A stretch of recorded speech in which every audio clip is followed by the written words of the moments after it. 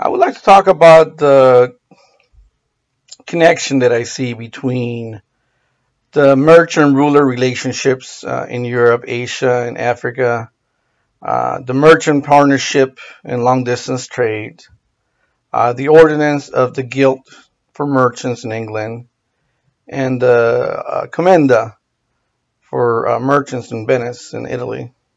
Um, what I see in common for all of these is the fact that they all have to do with commerce and trade and exchange in one way or another. They all kind of address some of the basic questions that need to be addressed at the time, which is, some of them will be like, who can do this? How do we do this? How do we pay for this? Who does what? And who gets what for the trade profits and risk for this commerce that was taking place in this region in Asia, Europe, and Africa. And I think those are all very important because all those rules need to be understood. There need to be some clear guidelines and rules as far as what needed to be done and how it needed to be done.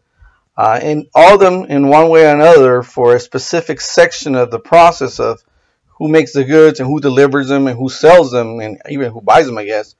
They all have they talk about the specifics for each section of the process. Um, and that's obviously very important. It was very important at the time to have some discipline and some clear guidelines, right or wrong, if we agree with it or don't agree with it, so to understand what's going on.